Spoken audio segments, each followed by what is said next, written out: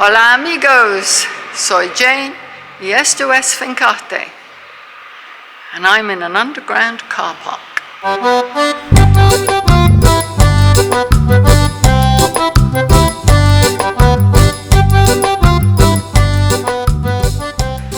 Oh my god,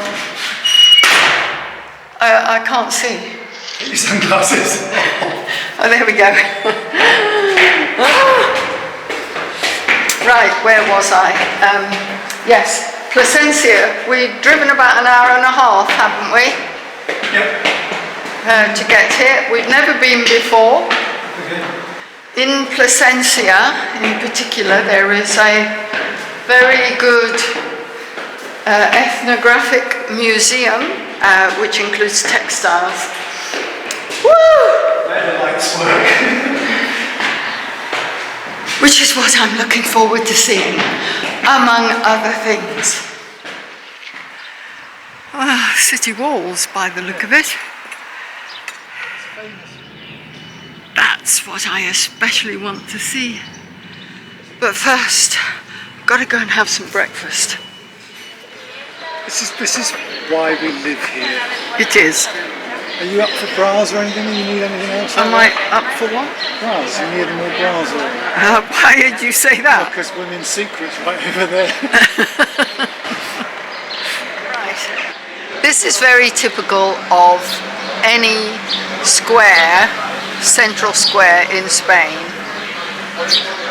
There are always cafes and bars in this. It's always called the Plaza Mayor, the main plaza. And we have just picked the first cafe we came to because we were really hungry, and we are having a typical breakfast.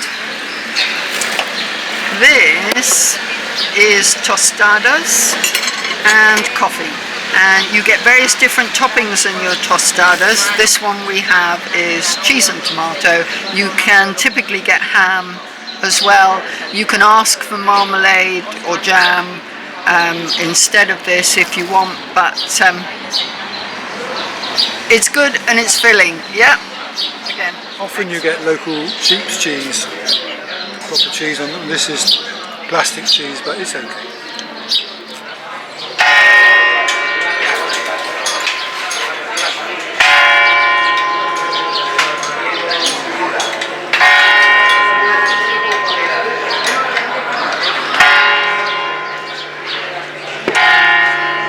Plasencia is a major stop on the route to Santiago de Compostela. This is the silver pilgrimage route, and it would seem to me that we've turned up on a day when something is happening.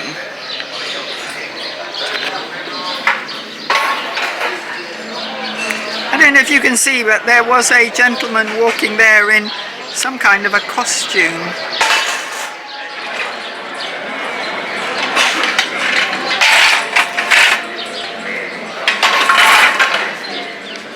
What's this building here? Is this the town hall? It looks like it, doesn't it? The flag's outside. Oh, look at the tower. It's got a chap climbing up it. Oh! How interesting.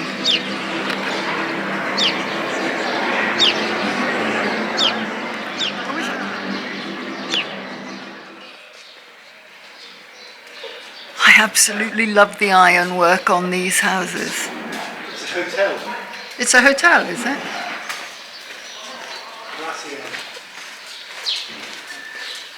Oh, I see.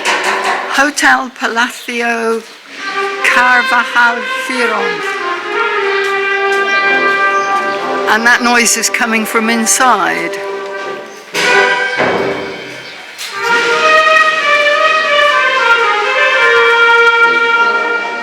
Who knows? Down.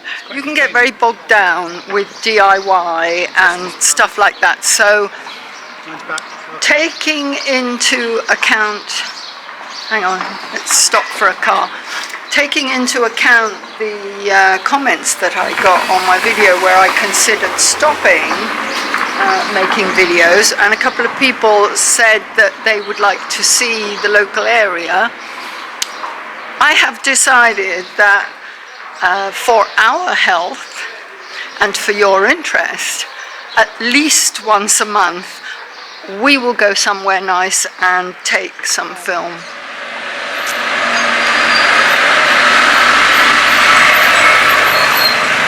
One thing I love about cities in Spain is that even though the museum's up here, darling, even though the city looks like a museum with all this fantastic architecture, wonderful old buildings and palaces and little windy streets and everything, but real people still live here, and there are shops and offices and buildings and cars go down these tiny alleyways, and it's alive.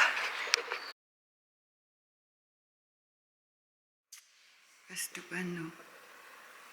Sí. I know, I love it. Me encanta esto. Sí, es una maravilla. Colores. Bueno, pues, me había dicho. Esto es, por ejemplo, rojo en esta alforja, es de cierta procedencia portuguesa, por los tintes. Porque los nuestros son más estos, los oscuros. Esta es la cama que se llama cama de vistas, de Montehermoso. Y vamos a seguir hablando de la influencia portuguesa. Voy a hablar un poco de la historia. Montehermoso nace. Actually, but yeah, that's the bobbin lace on the edge. That isn't bobbin lace. That is done with a needle, more on an embroidery frame type thing, as far as I know. But look at that. I love that. Absolutely love that. And that is a plique. But apparently the high bed like that was the woman brought it, and it was a status of that, not the man. The woman brought the bed to the marriage. Y la influencia portuguesa en estos.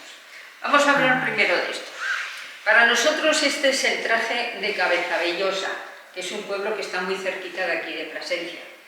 Pero nosotros vemos a la mujer de Salamanca, pero en las demás regiones de España son blancas, aquí son azules. Después, ¿por dónde le llega el traje? Por la rodilla, ni más arriba ni más abajo, por la rodilla, por las rodillas. Now, when you think of Spain, if someone was to say to you, the traditional costumes of Spain, what do they look like?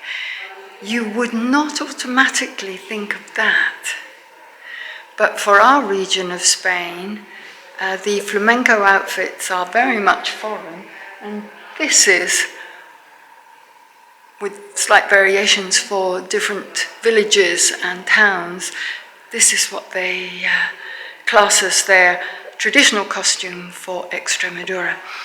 The ones behind me are, these ones here, are very much influenced from Portugal, because we're probably less than an hour from the Portuguese border here. The hats are especially fun. The big peak at the front of the hats is for shading the lady's face, and if it was very, very sunny, she would also cover the bottom half of her face with her headscarf, and that would keep the sun off. Now, the guide gave us a very interesting talk about these sort of long ties at the back of the skirt. And it was something to do with chickens, and I did not understand everything. What that had to do with chickens, I don't know. I think it must be just a local saying. De los telares o de cómo fuera trabajado el lino. Pero es de Talavera de la Reina.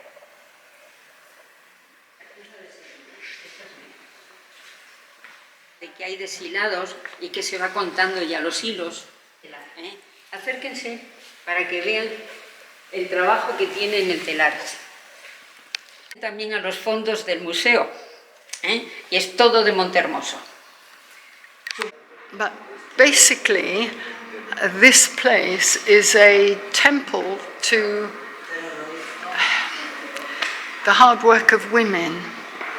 If you imagine something like these beautiful bedspreads that are all done by hand, was done by a woman after she had done an entire day's work of looking after, cleaning, after the family, and possibly out working in the fields as well. It's just phenomenal, actually, the amount of work that these women could do, and the skill. I mean, if you are a half-decent seamstress, or you knit or crochet and do stuff like that, you can look at these and you can see, oh yes, I could make that. But with all the leisure time that we have, it would still take months to do it. So it just is incredible what they were able to accomplish.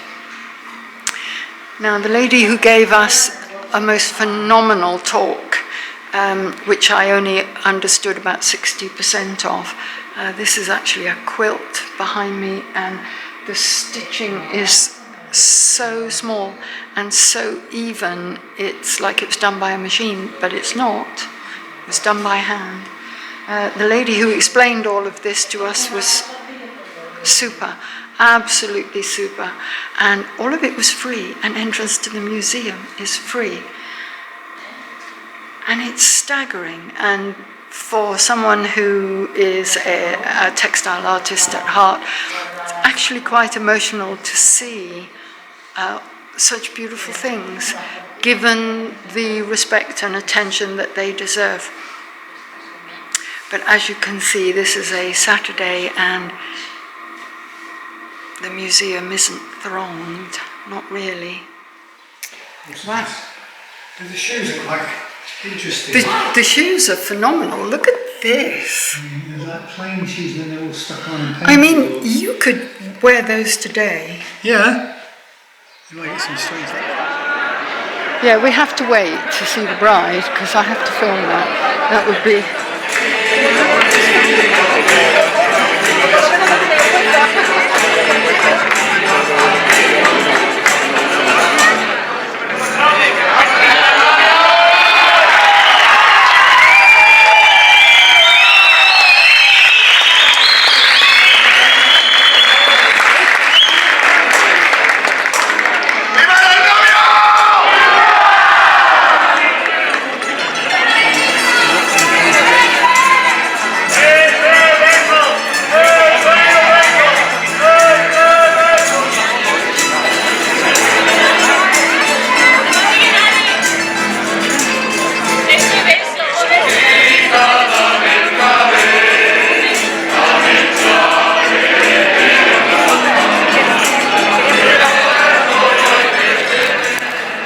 I hope I got most of that.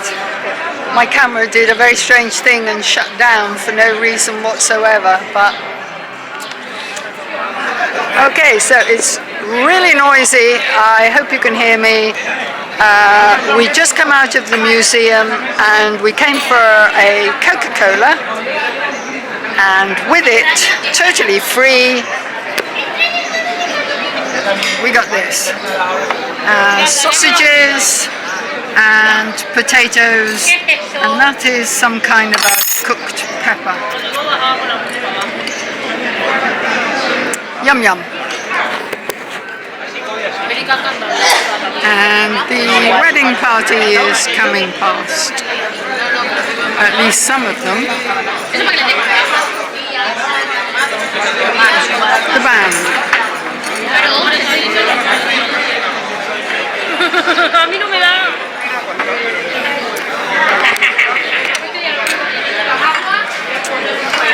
If you're hearing a lot of background noise at the moment, that's because Spain is noisy.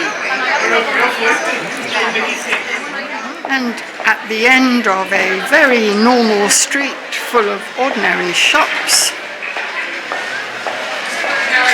a gate. Well, it looks like the gate to the city. And Burger King. Yeah. That is a nice gate.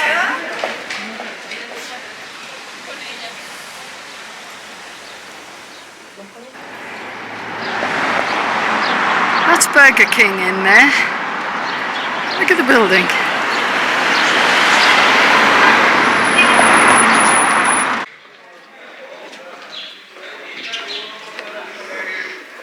That lady was very posh. We have come in to eat inside because outside is just thronging and inside is so much quieter. There is a thing in Spain called Menú del Día, which is menu of the day, and it's 3 courses, bread and, is it wine? It's usually wine. Wine and water or lemonade. And the Menú del Día here is 20 euros a head. Across the road it's only 10. We're used to paying about 15. Vegetable soup, cream of vegetable soup. It's like carrot mostly, but it's actually delicious. And you have gazpacho. Salmorejo. It's a type of gazpacho, which is you get ham on and the egg in it. Cold tomato soup, though, isn't it? Is it a good one? Cold tomato puree. Is it a good one? It's good. Excellent. Okay, and the main course, this is solomillo, pork, a few chips and some vegetables. It's very unusual to get vegetables actually, so with your main course that is, so clearly this is an upmarket establishment. Cream cheese sauce. Oh yes, and cream cheese sauce. That's a local cheese. Cheesecake and tiramisu. Is it good? Yep. Excellent. My cheesecake's very good. I almost forgot to film it. After lunch constitutional. Well, it calms down quite a bit during lunchtime when everybody deserts the streets and heads off to the bars and restaurants. There's always a problem with doing a day trip out in Spain, and that is lunchtime is 2 o'clock until about 5 o'clock, and everything closes. All the monuments and the palaces are all shut for 3 hours, and 3 hours is just too long to sit in a cafe and have lunch. So quite often a day out becomes just really a morning out with lunch. But now we are going to see an aqueduct because clearly that's open. I had wanted to go into the cathedral, but the cathedral is closed now till 5 or 5:30? 5? Yeah. Here we go. Aqueduct.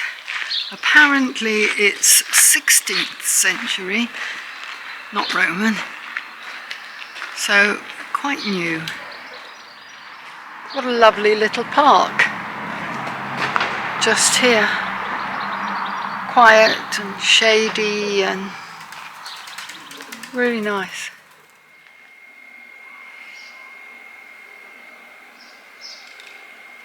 It's like something out of medieval film. It's a convent, is it? Okay. Thank you for watching, guys. We're planning this as a regular feature. Once a month, Fincaarte on tour. Join us next week for something else on the Finca. Take care now. Bye.